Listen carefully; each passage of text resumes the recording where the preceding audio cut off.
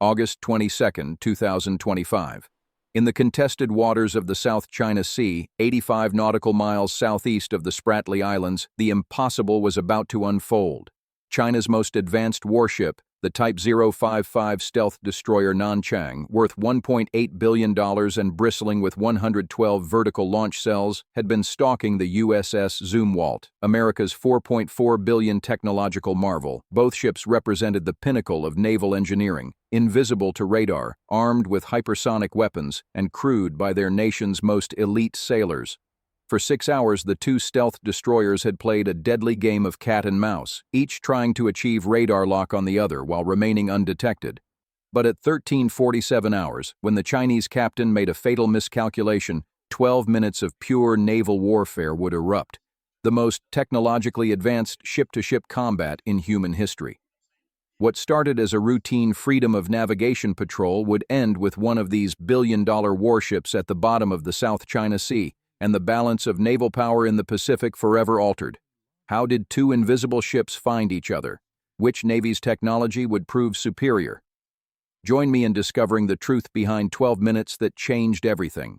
August 22, 2025, 07:45 hours. The USS Zumwalt cut through the calm waters of the South China Sea at 18 knots, her angular hull designed to appear no larger than a fishing boat on enemy radar screens.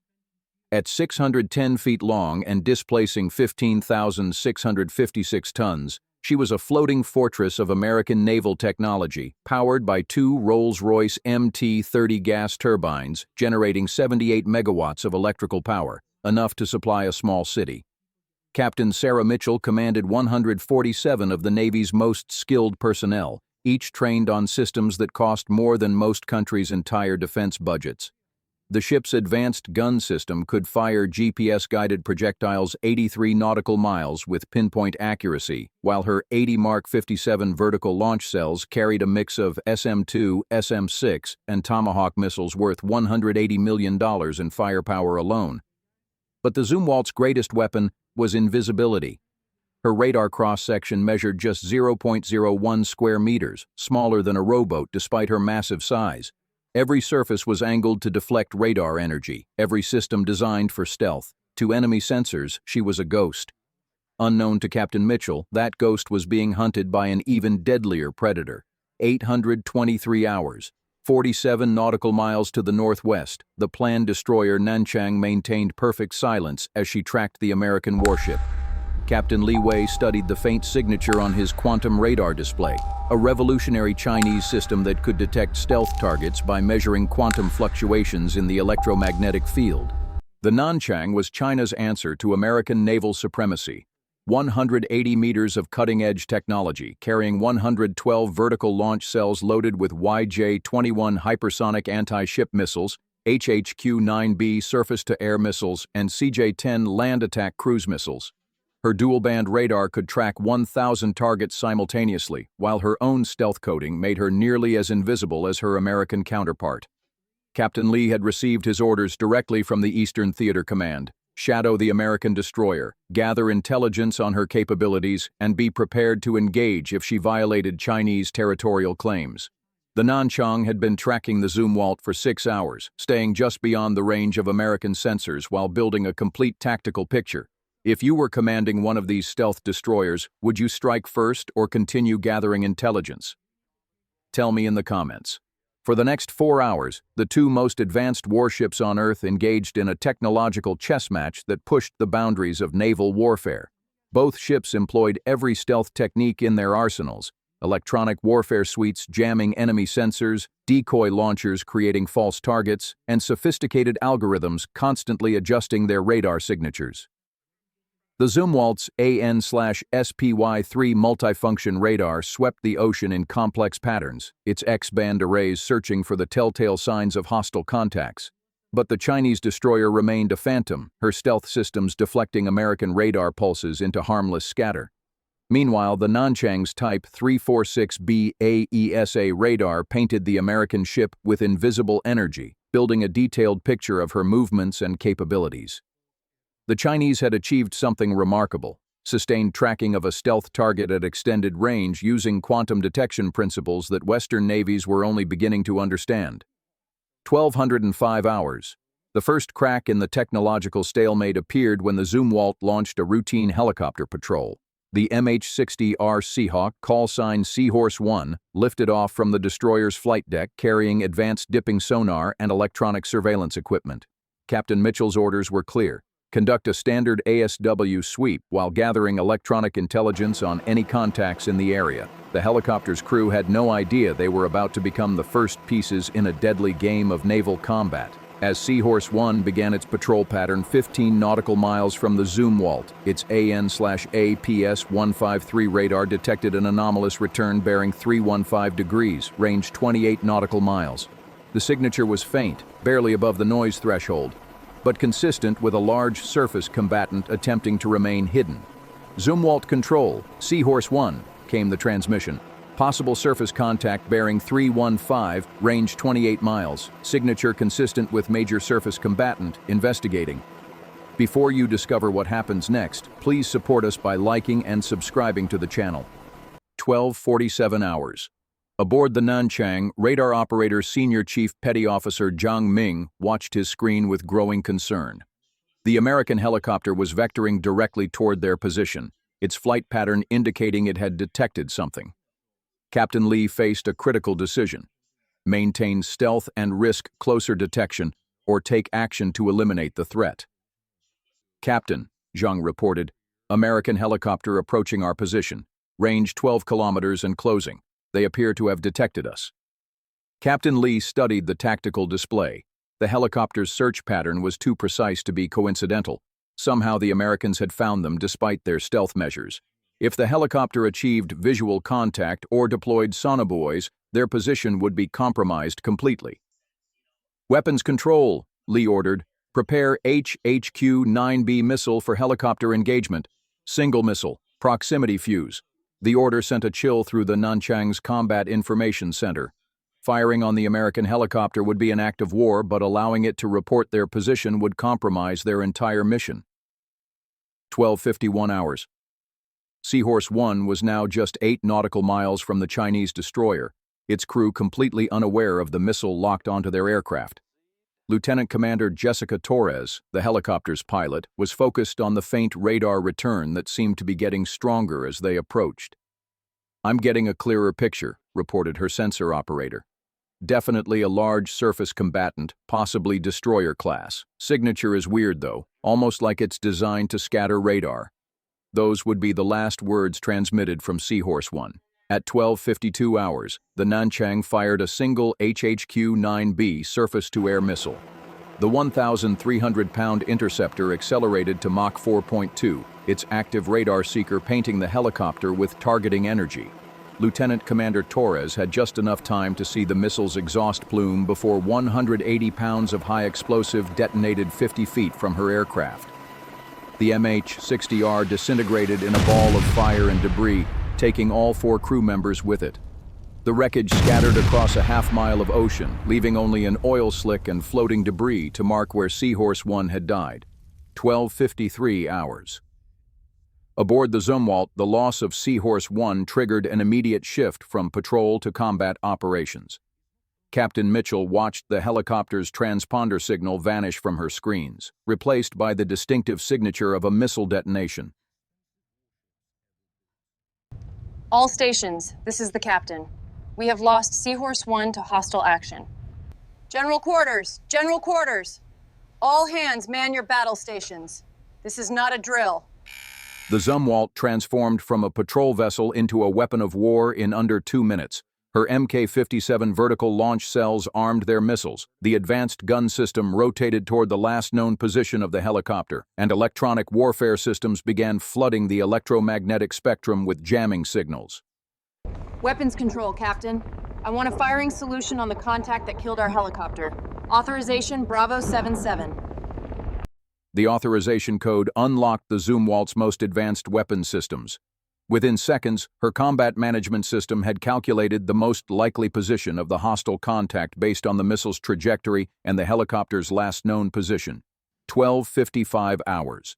The first American salvo erupted from the Zumwalt's vertical launch cells. 4 RGM-109E Tomahawk block.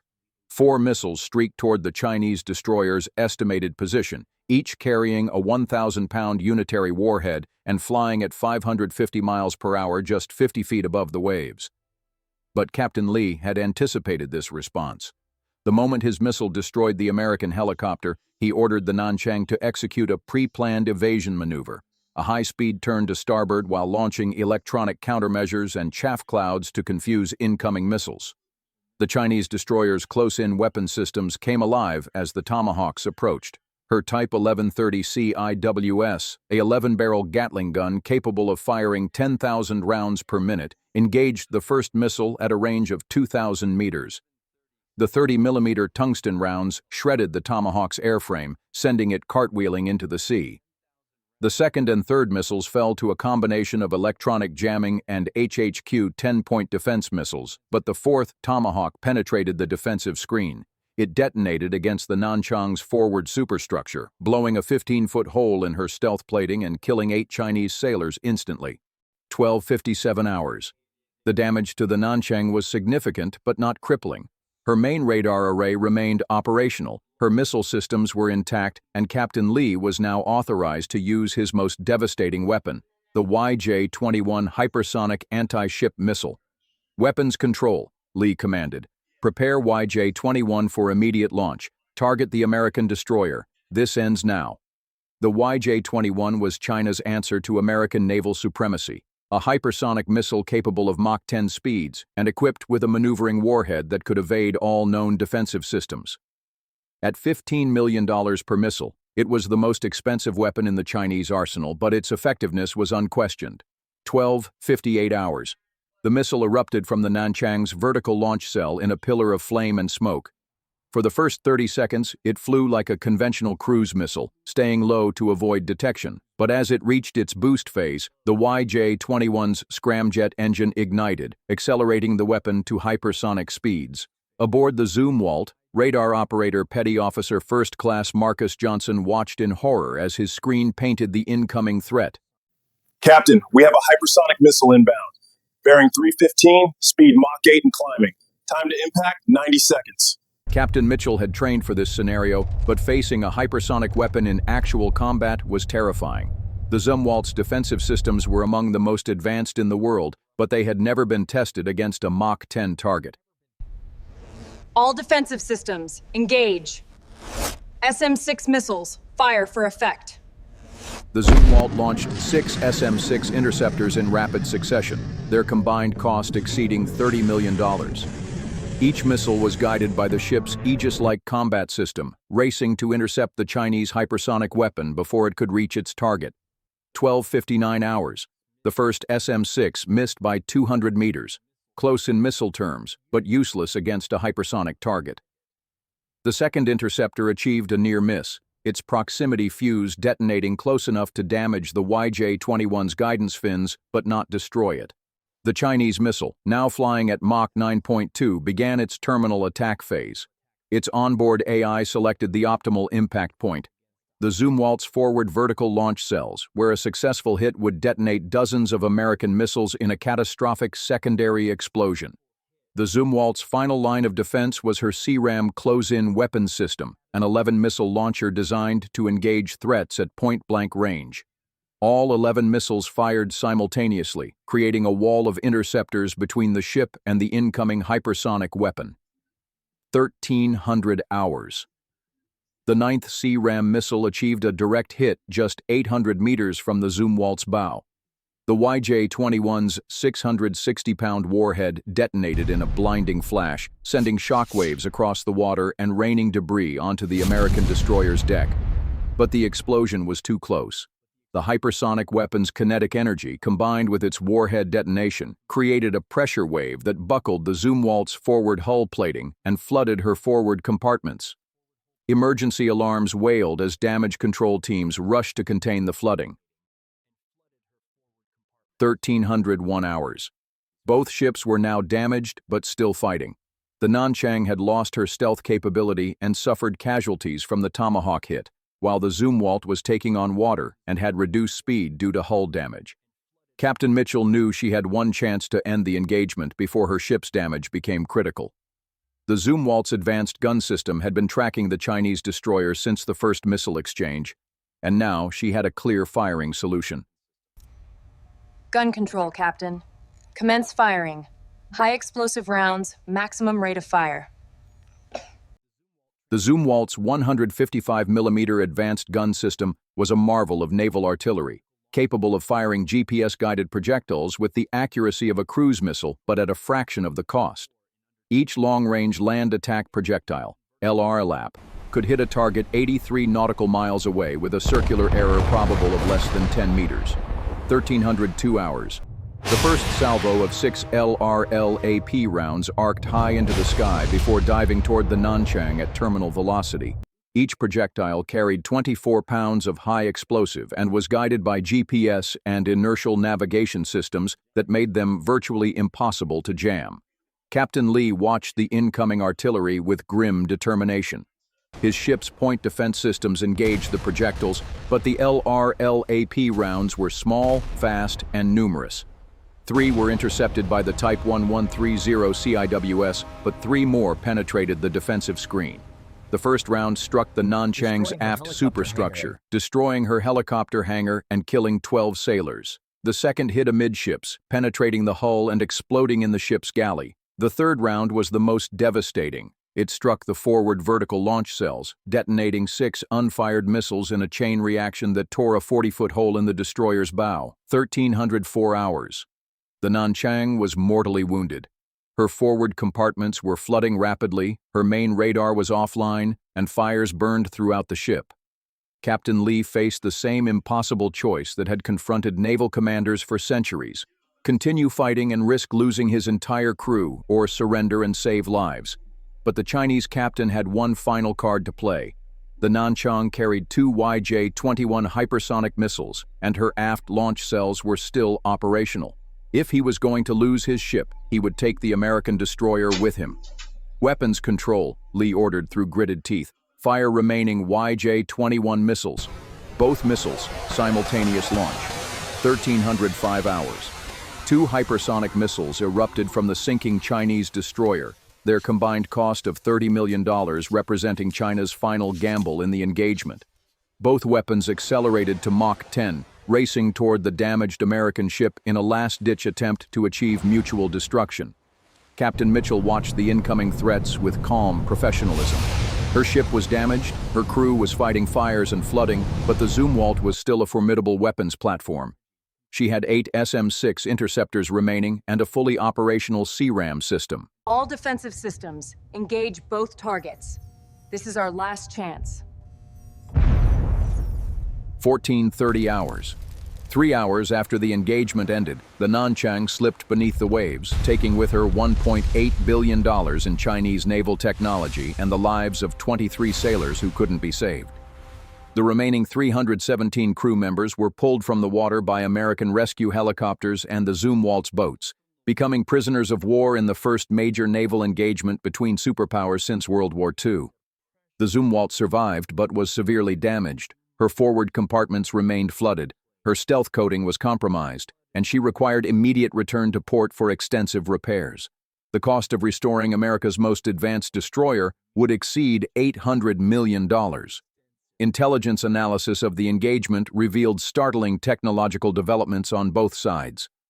China's quantum radar had successfully tracked a stealth target at extended range, while their hypersonic missiles had proven nearly impossible to intercept. The United States had demonstrated superior defensive systems and crew training, but the margin of victory was uncomfortably narrow. 1,800 hours. Emergency sessions convened in both Washington and Beijing as news of the engagement spread through military channels.